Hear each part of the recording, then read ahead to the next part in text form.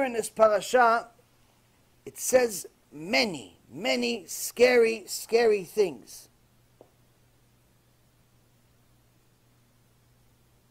But we're not going to go over all of them. I think we already went over enough.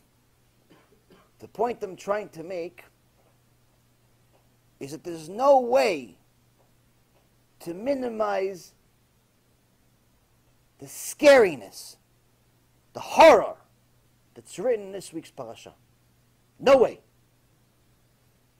To make anything positive, to visualize this in a positive way, is being intellectually dishonest. Why? Because the overwhelming majority of the parasha is curses.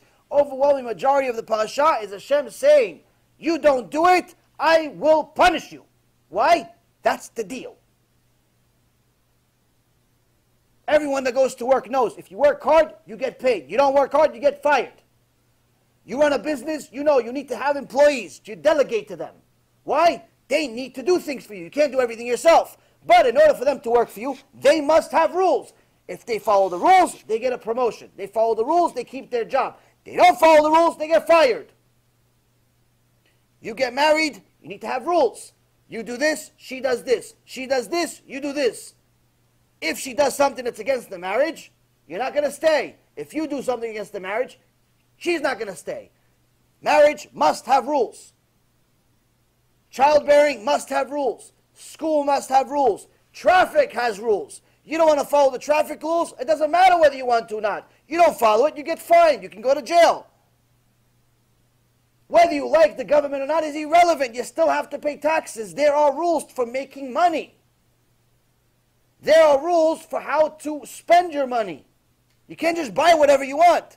You can't just finish your day and decide to go buy crack. I'm sorry. Even though it's your money, you can't do it. It's illegal. There are rules of how you can use your money. There are rules of how you can use your time. You can't use your time selling drugs. You can't. It's illegal. Even though it's your time, it's really not. So the government that you're under also has rules. The marriage you're in or will be in has rules. The job, the company you're in has rules. Everything has rules. You follow, good. You don't follow, penalty. So what makes you think God doesn't have rules?